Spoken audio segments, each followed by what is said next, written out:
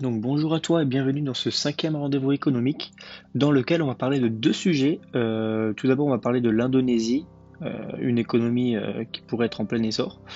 Et en deuxième point, on va parler de un plan de relance pour le pétrole canadien qui pourrait avoir un gros impact sur le pétrole, sur le marché du pétrole dans le futur. Donc pour commencer, on va parler un petit peu de quelques données par rapport à l'Indonésie.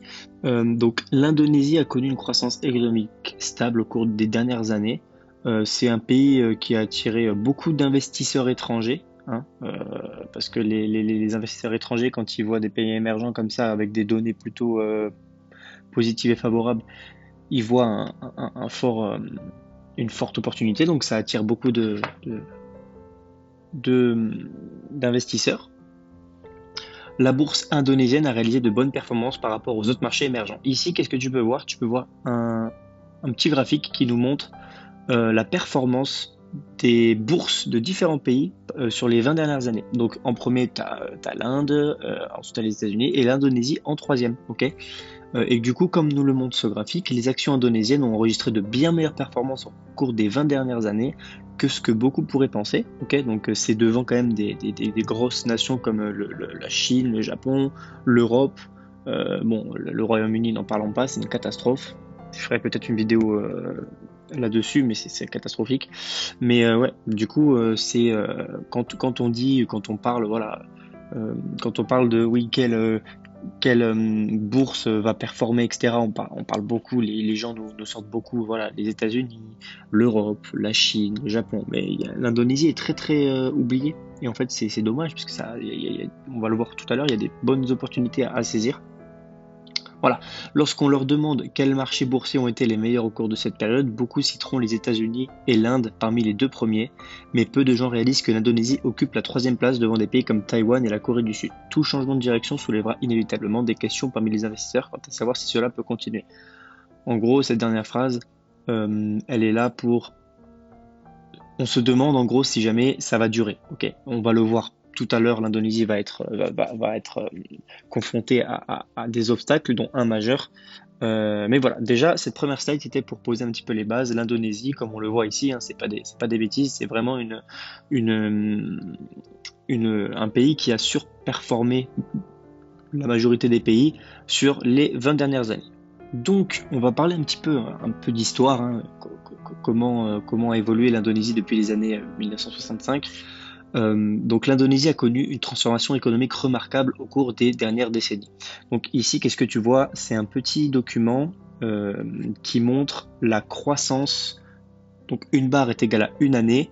La croissance de l'Indonésie euh, depuis 1961, ouais, c'est marqué là, 1961 jusqu'à 2022. Ok.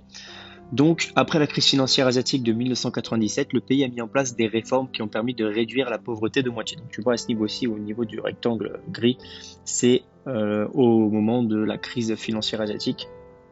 Donc, pareil, hein, je ne vais pas m'étendre sur le sujet de cette crise financière asiatique. Je pourrais en faire une vidéo. Ça pourrait peut-être vous intéresser par rapport à votre culture générale. Mais en gros, voilà, ici, on voit une année catastrophique, quasi moins 20% en termes de croissance, enfin du coup de décroissance, c'est quand même assez catastrophique. Et on voit que le pays a mis en place des réformes qui ont permis de réduire la pauvreté de moitié. Et qu'en fait, tu vois que quasiment de suite en sortie de crise, on est revenu. On a eu une croissance en fait, on a une croissance assez stable par rapport à d'autres pays, on le verra. L'Indonésie a également surmonté la stigmatisation d'être une économie émergente fragile, ok, parce que avant la crise, ok, il y avait quand même assez de croissance, tu vois, c'était assez stable, mais il y avait beaucoup de personnes qui disaient que ben, l'Indonésie, à la première crise, voilà, c'est un pays émergent fragile, etc. À la première crise, ils vont s'effondrer. Mais tu vois qu'au final, ils ont surmonté cette stigmatisation-là grâce au fait ils ont mis en place des réformes et ils se sont bien relevés par rapport à d'autres pays. Le pays a connu une croissance économique stable et a attiré des investisseurs étrangers importants. Et en fait, ils ont mis en place un plan de développement sur 20 ans. Okay, l'Indonésie arrive à la fin d'un plan de développement de 20 ans qui a été couronné de succès. Ce plan a permis de réduire la pauvreté, d'améliorer les infrastructures et de stimuler la croissance économique. Donc en fait, cette slide-là te permet de voir que, bon, ok, on a eu une année catastrophique en 97 pour la majorité des pays asiatiques, ok. Enfin, beaucoup de pays émergents, voilà, pardon, à cause de la crise financière asiatique. Grâce à leurs réformes et à leur plan de développement, ok, ils ont su vraiment se relever et c'est assez stable, hein. C'est incroyable comment un pays émergent comme ça a su retrouver de la stabilité assez rapidement par rapport à d'autres.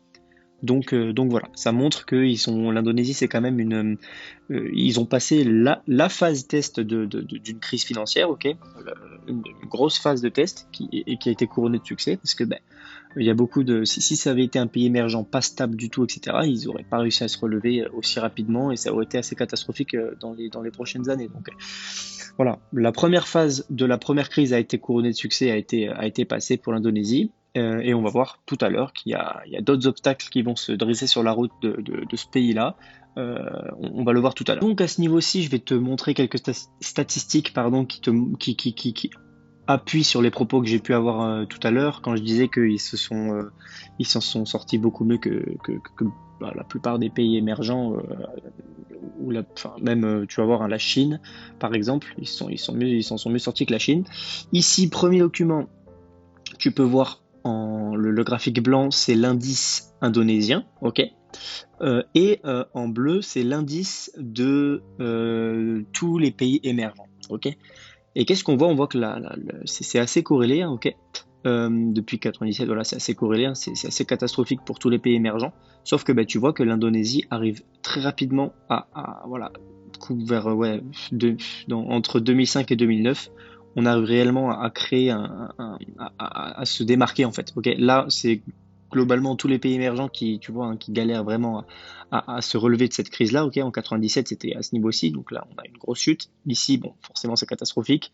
On prend un peu de temps à se relever et boum, ici on a un spread qui se crée. On a l'Indonésie qui explose, qui arrive bien grâce à comme on l'a vu auparavant, son plan de relance, les réformes, etc., etc. Et si on voit globalement les autres pays émergents qui continuent à stagner, et donc c'est là où on voit qu'en fait l'Indonésie est le pays émergent qui a selon les analystes, et bon, c'est mon opinion aussi, qui a passé au mieux en fait ce test une crise, une grosse crise financière. Ok. Donc du coup voilà, ça annonce que du bon pour la suite. Et là ici c'est le taux de croissance. Donc en bleu foncé tu as le taux de croissance durant la période 1995-2004. Et en 2005-2024, c'est en bleu clair. Donc en gros, 2005-2024, c'est l'après-crise, ok. Une fois que tout s'est bien relancé, qu'est-ce qu'on peut voir? On voit que la Chine est à moins 1,4% entre les deux, ok. Donc là, la relance, assez compliquée. L'Inde, on est à plus 0,4. L'Indonésie, plus 2,1. Et après, le reste, Malaisie, tout ça, c'est assez catastrophique. Bon, à part les Philippines, plus 0,9. Mais sinon, le reste, Thaïlande, Malaisie, Vietnam, c'est assez catastrophique. On voit que en fait le pays qui a réussi le mieux à croître en fait après cette crise-là, c'est l'Indonésie. Encore une fois, hein, d'accord. On le voit ici, mais on le voit également ici. Plus 2,1% d'écart entre les deux périodes. Donc ça montre que en fait ce plan de développement intelligent mis en place par l'Indonésie a été couronné de succès, hein, la mise en place de réformes également. Donc voilà, ça c'était les premières stats pour montrer que voilà, l'Indonésie, on ne parle pas de pays émergents, de pays émergents pour rien, de pays solides pour rien. On a montré qu'ils sont dans le top 3 des classements sur les 20 dernières années au niveau des indices, qu'ils ont bien su se relever et beaucoup mieux que d'autres gros pays comme la Chine par exemple. Voilà. Donc l'Indonésie a réussi sa première phase de test qui a été de se relever après la crise de 1997, on l'a montré sur les slides d'avant, et maintenant l'Indonésie va vers un nouvel obstacle. On appelle ça les PRI, donc c'est les pièges de revenus intermédiaires. Donc qu'est-ce que les PRI? Le PRI, ça désigne une situation dans laquelle un pays atteint un niveau de revenu intermédiaire. Donc on n'est plus sur cette phase de pays sous-développés, émergents. Enfin voilà, on commence à avoir des revenus assez corrects, mais ils parviennent pas à passer au stade de pays développés. Ok, ils sont bloqués à une certaine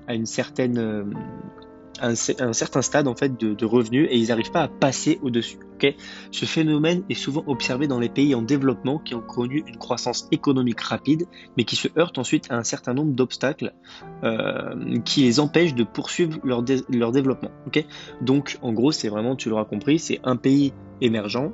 Il a une croissance rapide, il se développe rapidement, et sauf qu'au bout d'un moment, il se heurte à un seuil. Ok, il n'arrive plus à passer ce petit déclic, cette petite chose qui fait qu'il passe au stade de pays développé. Et en fait, les causes de cet obstacle-là sont multiples et complexes, mais il y a quelques exemples ici. En premier, on voit un manque d'innovation et de diversification économique. Donc, les pays qui s'enlisent dans le PRI se spécialisent souvent dans des industries faibles, à faible valeur ajoutée, comme la production de textiles ou de composants électroniques, mais ça les rend vulnérables aux fluctuations de ces marchés-là, en gros. C'est comme si toi, tu as un portefeuille d'investissement passif, ok, et tu mets tout dans la technologie, ok, bah, très bien, ok, là en ce moment ça se passerait bien pour toi parce que le secteur de la technologie se porte assez bien, sauf qu'à la première crise dans le secteur de la technologie, bah, ton portefeuille ils font comme neige au soleil, tu vois. Donc en fait là, les pays qui sont bloqués dans le piège des revenus intermédiaires, c'est ça en fait, leur gagne-pain trop peu diversifié, ok. Comme par exemple Taïwan, ils sont très vulnérables à tout ce qui est l'industrie de l'électronique, ok, parce qu'ils font beaucoup de composants électroniques, etc. Tu vois. Par rapport, par exemple, tu vois les États-Unis, c'est un pays développé et en gros, pourquoi ils peuvent faire face à des crises technologiques, etc. Parce qu'ils sont très diversifiés. Ok, ils n'ont pas que la technologie pour faire tourner le pays, d'accord. Donc voilà, en gros, c'est une des premières causes qui fait que un pays peut être bloqué au stade de revenu intermédiaire et ne pas passer au pays développé. C'est que en fait, il n'est pas assez diversifié au niveau de son gagne-pain, si je peux dire ça comme ça. Ok. Le deuxième point, c'est un système éducatif défaillant. Ok, un système éducatif de mauvaise qualité peut empêcher les pays de développer les compétences dont ils ont besoin pour passer à une économie à plus forte valeur ajoutée. Ok, c'est souvent le cas de toute façon dans tous les pays qui ont un développement, une croissance rapide.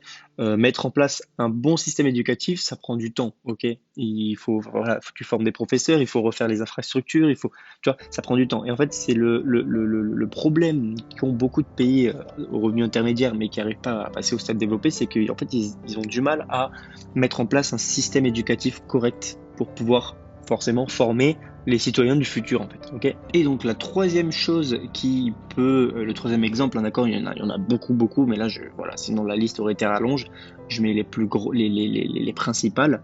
La dernière chose qui ne permet pas justement au pays qui reste bloqué en fait au statut de revenu intermédiaire et pas passer au statut de pays développé, c'est les institutions politiques et économiques faibles. Ok, les pays émergents, les pays comment dire, qui sont passés très rapidement d'un pays, on va dire entre guillemets sous-développé à correct intermédiaire, c'est qu'en fait il y a beaucoup de corruption et il y a une instabilité politique, un environnement juridique défavorable qui peut en fait freiner le développement économique. La corruption, beaucoup de conflits d'intérêts, etc., beaucoup plus les actions sont mises en place beaucoup plus pour leur portefeuille personnel plutôt que pour le pays réellement. Et donc bon, c'est un peu, selon moi, c'est le cas de tous les pays, hein, ok, il y a beaucoup de choses qui sont faites il y a beaucoup de choses qui sont mises en place pour les intérêts personnels, mais c'est encore plus visible dans les pays comme ça qui sont en développement, qui sont pas encore dans ce stade de pays développé là et qui a encore qui a encore énormément de corruption dans le pays, une instabilité politique, etc., etc. Ok. Donc là, voilà, c'était pour faire un petit point sur l'Indonésie, c'est qu'ils ont passé le premier test, ok. Il y a eu une crise en 97, hop, on le voit qu'ils ont bien su rebondir, etc. Mais là, en fait, ils arrivent vers un obstacle qui est, est-ce qu'ils vont réussir à passer de ce revenu intermédiaire-là à pays développé? C'est l'avenir qui nous le dira, ok. Il faut regarder, c'est pour ça que moi je vais beaucoup me tourner vers les statistiques économiques et sociales de l'Indonésie, parce qu'en fait, si on voit le problème, on va le voir sur le prochain graphique, d'accord, qu'est-ce qu'il peut y avoir au niveau de trading pur et dur. Mais en gros, qu'est-ce qui va se passer si jamais ils arrivent à bien gérer ces points-là et à passer au statut de pays vraiment développé? il va y avoir une croissance sur le graphique. Le graphique, tu vas voir, hein, l'indice indonésien va exploser à la hausse. Et par contre, si jamais il reste bloqué à ce niveau-là, eh bien, on va avoir un indice qui va plutôt stagner. Ok, on va le voir sur la slide suivante. Mais globalement, voilà pourquoi je me penche sur le cas de l'Indonésie et je t'invite également à essayer de le faire. Ça peut faire un bel exercice pour toi, justement, d'essayer de voir si tu arrives à comprendre certaines données économiques, etc.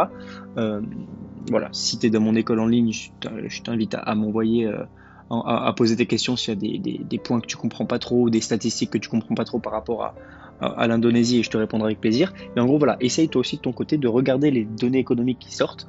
Donc, dans mon école en ligne, je partage des sites qui sont intéressants pour regarder toutes ces données, etc. Et en fait, essayer de voir, essayer de te projeter, en fait, de te dire si c'est toi, si c'est ton pays qui avait ces données-là, est-ce que ce serait plus favorable à un développement ou plus à une stagnation? Ok. Donc ici, qu'est-ce qu'on voit? On est sur le graphique de l'IDX30. L'IDX30, c'est quoi? C'est l'indice de la bourse indonésienne, ok? C'est les 30 plus grosses entreprises cotées en bourse indonésienne. Et qu'est-ce qu'on peut voir à ce niveau-ci? On voit que on est enfin voilà, on stagne, ok? Le marché bouge très très peu. Ça nous montre que voilà, on est bien dans cette phase-là où on est piégé un petit peu dans ce stade de revenu intermédiaire-là. Et qu'est-ce qu'on peut voir? On voit qu'on a une zone de liquidité à ce niveau, une zone de liquidité à ce niveau-ci qui sera récupérée hein, par le composite man, c'est obligatoire. Et là, à ce niveau-ci, on est dans une time frame 3 jours, ok? Donc là, on zoome là-dedans, ok? Là-dedans, dans cette zone bleue, on est à l'intérieur, on va essayer de voir ce qui se passe à l'intérieur. Et à l'intérieur, qu'est-ce qu'on voit? On voit une belle accumulation, ok? On voit une création de setup de trendline à ce niveau-ci. On vient liquider tout ça, et après, on part à la hausse, on injecte, ok, la liquidité récupérée sous ce low à ce niveau-ci. On a une forte zone de liquidité à ce niveau-ci. Donc là, en fait, ça va être le point clé, ok? À ce niveau-ci, soit le prix va récupérer, donc là, c'est obligatoire, hein, qui va venir récupérer cette liquidité-là, soit le prix, il va chuter, ok? Donc tout ça, ce sera une grosse distribution, ok? Ou soit le prix va venir récupérer cette liquidité-là, revenir combler des blocs institutionnels qu'il y aura à ce niveau-ci, et venir ensuite faire des plus hauts, ok? Et donc, dans ce cas-là, tout ça, ce serait une grosse accumulation, ok? Donc là, en fait, on a un peu un point charnière de cette zone-là. Soit on vient liquider ce point-là et on vient faire des plus bas, et donc du coup, on est parti pour venir faire des plus bas sur du long terme sur l'indice indonésien, donc c'est pas maintenant qu'il faut investir sur cet indice-là. Ou alors, on a une accumulation qui réagit très bien et on a une potentielle entrée en double bloc institutionnel, ok?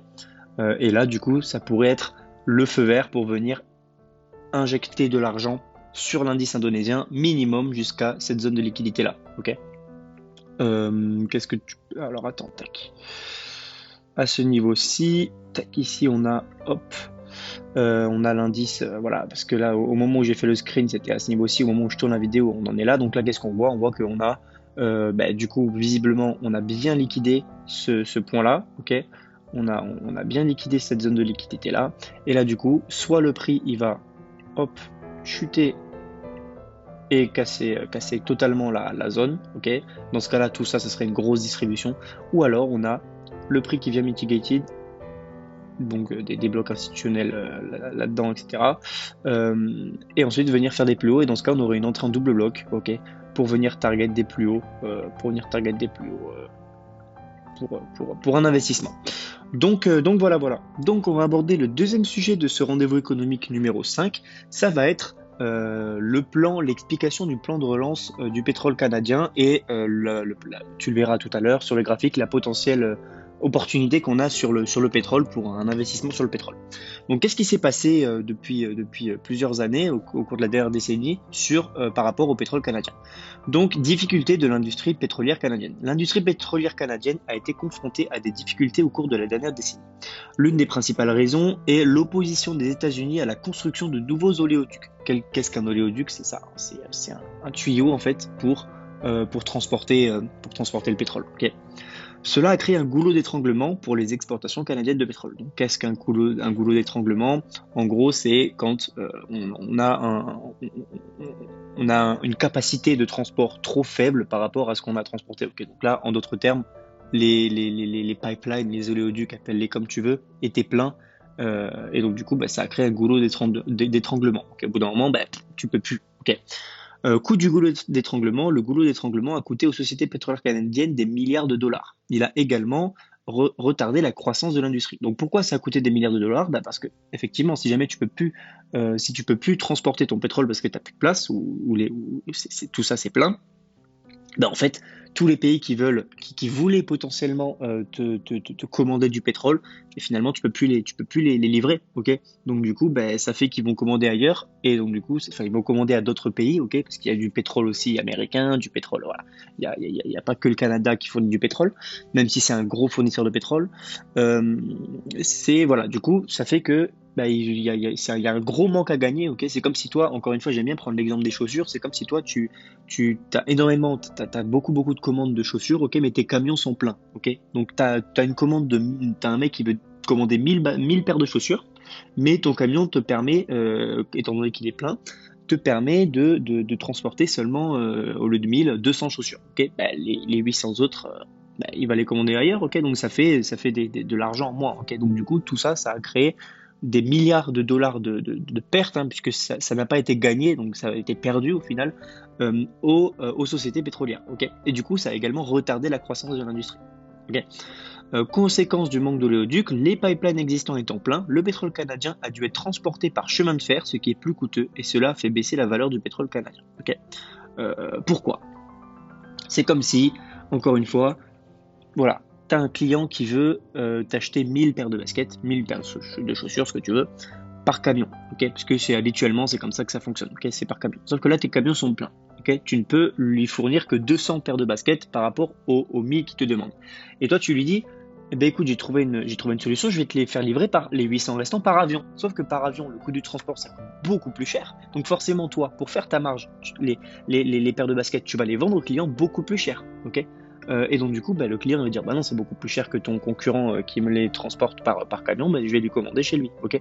Et donc du coup, il y a beaucoup moins de demandes, ok? Et donc du coup, toi, pour éviter que les personnes, pour éviter que les personnes aillent voir tes concurrents parce que ça coûte moins cher à transporter, eh bien, tu vas baisser tes prix de tes paires de baskets, ok? Et du coup, là, c'est exactement ce qui se passe en fait, hein. Le pétrole canadien, ils sont obligés de le casser pour éviter qu'ils aillent voir les concurrents pour pallier à ce coût de transport-là. Ok.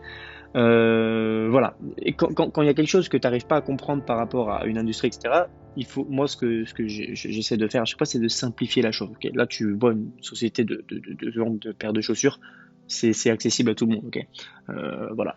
Au moins, je pense que là, avec l'image que je t'ai faite, tu as bien compris le problème du secteur pétrolier au Canada sur cette dernière décennie.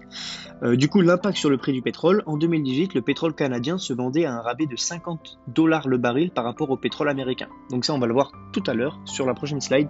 Il y a des documents qui t'expliquent en image ce texte-là. Mais en gros, voilà, ça c'était vraiment pour t'expliquer globalement ce qui s'est passé au cours de la dernière décennie et le problème que le Canada avait par rapport à son exportation de pétrole. Donc, qu'est-ce que nous montre ce graphique-là, enfin ce document-là? Il nous montre en fait, en bleu, c'est le prix du pétrole du pétrole canadien, pardon. Et ici, en pointillé, noir, tu as le coût moyen, ok, d'un baril de pétrole. Ok. Et en gros, là, les phases grises, c'est les moments où, voilà, pipeline capacity maxed out, c'est là où tu as ton pipeline qui est plein, ok? Donc tu vois, toi, quand tu vends des chaussures, tu as ton camion qui est plein, ok? Et ben tu vois qu'il y a des gros pics vers le bas, en fait, ok? Et ces gros pics vers le bas correspondent aux rabais qu'ils sont obligés de faire pour éviter il y ait trop de personnes qui aillent commander aux pays concurrents. Ok. Ici, pareil. Ok. À ce niveau-ci, entre 2010 et 2020, on avait des problèmes de capacité au niveau des pipelines. Qu'est-ce qu'il y a? Ben, le prix, on fait des rabais de malade en fait pour éviter que voilà, les personnes aillent voir les pays concurrents. Ok. Et donc du coup, ça a un impact direct sur la croissance d'un pays, étant donné que normalement c'est censé se vendre beaucoup plus cher le pétrole. Ok. Sauf que là, ils peuvent pas. Ok. Donc voilà, c'est une slide toute simple pour t'illustrer en fait en image ce que je t'ai expliqué à ce niveau-ci. Donc, qu'est-ce qui est proposé par le gouvernement canadien? Il y a une solution de relance qui est proposée. Donc, solution au goulot d'étranglement, le gouvernement canadien a construit un pipeline pour relier les champs pétrolifères de l'Alberta à un port sur la côte du Pacifique. Ce pipeline devrait coûter 35 milliards de dollars canadiens. Ok. Donc, en fait, ils ont mis en place un plan de construction d'une nouvelle pipeline, ok, qui va permettre de transporter beaucoup plus de pétrole, ok. Financement du pipeline, le gouvernement a financé le pipeline plutôt que le secteur privé, donc en gros, ça montre qu'il y a un impact, ok, il va quand même y avoir un impact. Le gouvernement a donné priorité au financement de ce pipeline plutôt que financer d'autres choses, d'autres projets dans le secteur privé, ok. Ça montre en fait l'énorme, je sais pas comment dire ça, mais le montant de la perte que donne ce manque de capacité là en fait, ok. Parce que du coup c'est tellement énorme ce qu'ils perdent, ok, on parle en milliards de dollars, qu'en fait c'est la priorité au pipeline plutôt que financer tout ce qui est voilà, plusieurs entreprises privées, etc. Okay. Donc ça c'est une phrase qui montre vraiment l'urgence entre guillemets de ce projet-là. Impact du pipeline, le pipeline devrait réduire la décote du pétrole canadien, ok. Donc, ça devrait réduire ces impacts-là, étant donné que il va y avoir beaucoup plus de capacité. Donc bon, c'est comme si voilà sur ton entreprise de chaussures. Tu construis, enfin tu loues ou tu achètes 3 nouveaux camions. Donc ok, ça va repartir comme en 40, ok, tranquillement. Ok. Et cela pourrait stimuler l'économie, l'industrie pétrolière canadienne. Ok, ça c'est logique. Ils vont pouvoir vendre au meilleur prix, à un meilleur prix leur pétrole. Donc du coup, toutes les entreprises pétrolières vont pouvoir augmenter leurs bénéfices et donc potentiellement venir se développer. Okay. Une entreprise qui vend bien, c'est une entreprise qui se développe, c'est logique. Okay. Début des opérations, le pipeline est presque terminé et devrait commencer à fonctionner avant juin. Donc là, on a une date. Bon, est-ce que ça va être respecté? Je ne sais pas, mais en tout cas, on a une date à peu près avant juin. Donc ça va être un petit peu avant l'été. Et donc du coup, qu'est-ce qui va être intéressant? Ça va être potentiellement intéressant de voir déjà graphiquement sur la cotation du pétrole, voir s'il n'y a pas des potentiels setups d'achat, ok, parce que forcément, hein, le Canada, tu le verras sur la slide d'après, c'est le 4e producteur mondial de pétrole. Donc si d'un coup le Canada il se met à vendre son pétrole beaucoup plus cher, tu comprends bien que comme c'est le 4e producteur de pétrole, ça va avoir un impact sur tout le marché du pétrole globalement, ok. Et donc du coup, ça va se voir sur le graphique du pétrole, ok.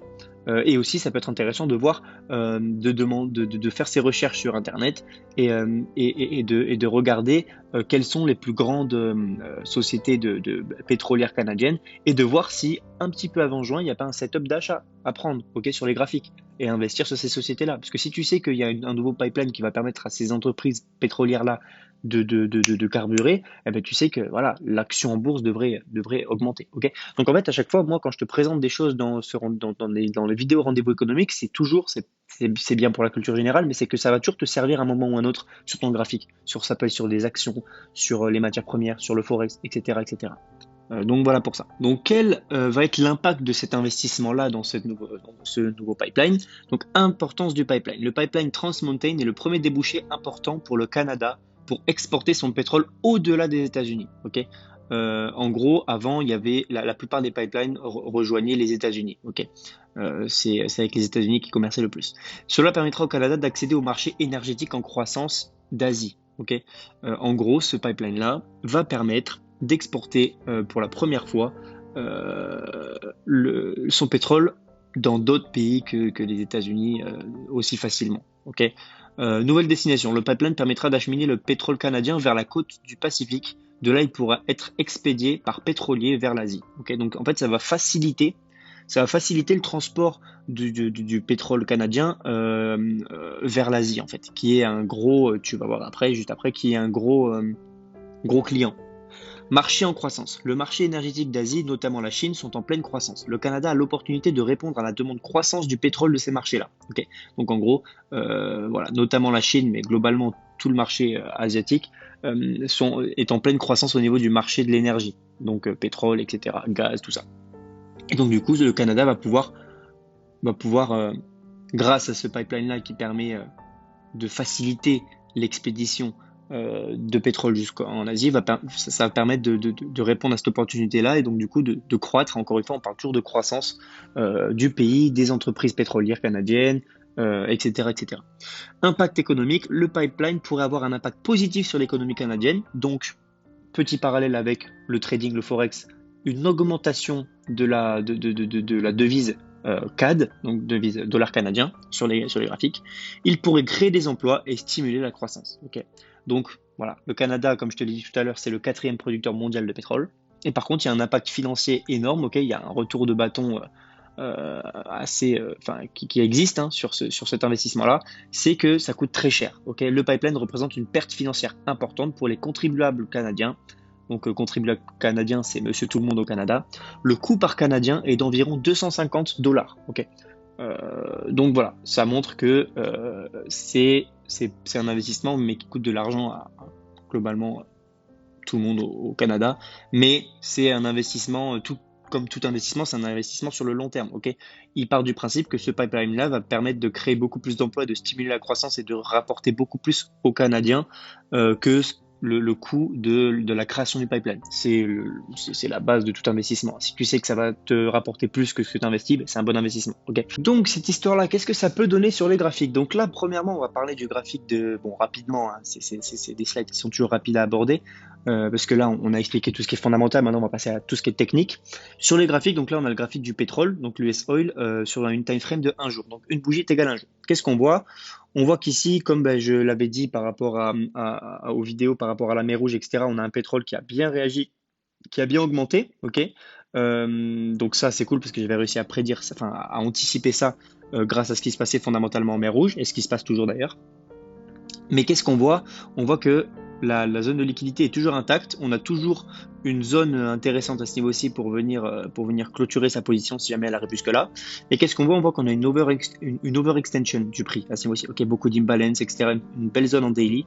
Et donc moi, qu'est-ce que je m'attends? Je m'attends à un retour du prix dans cette zone bleue-là, okay, juste au-dessus de mon curseur. C'est chiant ce gros curseur bleu avec ces flèches-là. Je ne sais pas comment faire sur Canva pour ne plus l'avoir. Si quelqu'un sait comment avoir un curseur plus précis, ça m'arrangerait. Bref, du coup, moi, je m'attends à un retour dans cette zone bleue-là, afin de pouvoir, profiter toujours de cette prédiction de la hausse du pétrole et venir investir une partie de mon capital en pétrole. Okay, tant que cette zone de liquidité-là est intacte, si jamais le prix retourne dans ce POI-là et que cette zone de liquidité-là est intacte, c'est intéressant d'investir. Okay. Par contre, au moment, si jamais on vient chercher cette liquidité-là et revenir dans le POI, là c'est plus pareil, ok, parce que globalement peut-être qu'il aura trouvé la contrepartie pour venir faire des plus bas, ok, même si ça m'étonnerait fortement étant donné tout ce qui est la conjoncture fondamentale, mer Rouge, etc. Mais voilà, sur le pétrole c'est ce que je vois un retour, un retracement. Alors est-ce qu'il atteindra ce POI là, je ne sais pas, mais en tout cas je m'attends à un retracement avant d'avoir une potentielle accumulation et venir chercher des plus hauts. Et donc maintenant, comme je te l'ai dit sur cette slide-là, ça va avoir un impact positif sur l'économie canadienne, créer des emplois, stimuler la croissance. Donc en fait, tout ça, ça devrait faire augmenter. Donc là, tu vois, c'est le graphique du CXY. C'est en fait la devise du dollar canadien. C'est l'indice de la devise du dollar canadien seul. Okay, on n'est pas sur de l'euro-dollar, sur de l'USD-CAD. On est juste là, on est sur le graphique du dollar canadien tout seul. Et qu'est-ce qu'on voit? On voit qu'en 6 mois, on a une belle accumulation à ce niveau-ci. Donc tu vois, on ralentit. Okay, on crée des setups, on crée une trendline, une sorte de support, je sais pas comment ils appellent ça, les retail. On vient chercher tout le monde, ok, via cette grosse bougie noire, ok, au niveau où il y a la flèche verte, ok, on vient chercher on vient chercher cette liquidité là, et après on vient exploser à la hausse et on vient faire un BOS à ce niveau-ci. Ici on retrace, et pour moi à ce niveau-ci, je vois un dollar canadien. Donc là on est sur une time frame 6 mois, hein, donc c'est sur le long terme, ok. Une bougie c'est 6 mois. Et sur le long terme, je vois un dollar canadien augmenter pour minimum revenir dans cette zone-là. Et pourquoi pas venir faire des plus hauts. Okay, donc du coup, c'est ce qu'on voit sur le graphique du dollar canadien à ce niveau-ci, c'est confluent avec la fondamentale. On s'attend à une économie canadienne qui est fortement impactée positivement par cette pipeline-là. Okay, et donc du coup, sur le long terme, je vois une économie canadienne monter. Donc là, pour l'instant, si tu veux, par exemple, si tu vois des setups sur tes graphiques, sur tes paires Forex où c'est favorable à une augmentation du dollar canadien par rapport à une autre devise, tu prends pas beaucoup de risques, entre guillemets, ok. Encore une fois, il faut être formé, etc., ce que je propose dans mon école. Bref, en gros, voilà, c'est un petit disclaimer pour dire que voilà, on s'amuse pas à regarder juste les vidéos de Smart Forex au niveau de la fondamentale et puis après, hop, aller sur le graphique et poser son argent en trading. C'est pas comme ça que ça se passe, ok. C'est bien d'avoir la direction, mais avoir le timing, c'est très très très compliqué également, ok. Mais encore une fois, c'est un métier, ça s'apprend. Voilà, c'était un petit aparté. Et là, du coup, en time frame 1 mois, qu'est-ce qu'on peut voir? On voit que, donc là, en fait, on zoome, hein, d'accord? On zoome là-dedans, ok? Et on voit que, pareil, on a une zone de liquidité à ce niveau-ci. Donc, tu vois, ici, on a un rebond, deux rebonds. Donc là, les retail, qu'est-ce qu'ils voient? Ils attendent que le prix il atteigne ici pour vendre, ok? Ils voient pas plus loin que ça. Sauf que toi, qu'est-ce que tu vois? Tu vois que on a donc le protected low à ce niveau-ci, c'est la pointe de la mèche noire à ce niveau-ci, ok? Donc le prix ne devrait normalement pas aller plus bas. Et ici, on voit une accumulation fractale, ok? Tu vois qu'ici, on a un petit peu le même schéma qui se répète, ok? On a une création de trendline, de liquidité, on vient chercher et on injecte à la hausse. Donc là, on n'a pas encore le BOS qui est fait. S'il y a le BOS qui est fait, ça augmente la probabilité que le dollar canadien vienne s'apprécier et faire des plus hauts, minimum jusqu'à cette liquidité-là, ok? Et là, du coup, on est dans une time frame une semaine, ok? Donc là, pareil, hein, on zoome là-dedans, ok?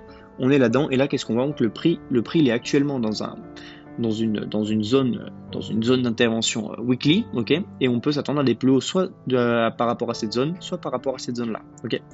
Et intéressant, que nous donne le rapport cote? Donc le rapport cote, je le rappelle, c'est le placement de la smart money, des grosses institutions sur le marché, et on voit que là, tu vois, c'est le rapport cote du dollar canadien. Donc en fait, c'est les positions accumulées par ceux qui font réellement bouger les marchés, ok. Donc je t'invite à regarder ma vidéo comment bougent réellement les marchés si jamais tu vois pas de quoi je parle. Et sinon, j'en parlerai encore plus en détail dans mon école en ligne. Mais en gros, qu'est-ce que tu peux voir? Tu peux voir que depuis globalement la fin de l'année, là, ok, on est passé de positions qui étaient à moins 54 000, ok, et là, actuellement, on est à moins 7 000. Donc, tu vois que semaine après semaine, on a une augmentation, on a une accumulation des positions acheteuses sur le dollar canadien par ceux qui font réellement bouger les marchés. Donc ça, inévitablement, si jamais ceux qui font réellement bouger les marchés, donc le composite man, la smart money, accumulent des positions acheteuses sur le dollar canadien, eh bien le dollar canadien devrait faire des plus hauts. Donc là, tu vois que fondamentalement, on comprend pourquoi le dollar canadien devrait faire des plus hauts, et puis graphiquement, ça conflue. Ok. Donc voilà. Donc j'espère que cette vidéo t'a plu. On a parlé seulement de 2 sujets, mais c'était 2 sujets très intéressants et où il y avait matière à parler dessus. N'hésite pas à me donner tes retours en commentaire. Et puis je te dis à très bientôt dans une nouvelle vidéo de rendez-vous économique. Ciao, ciao.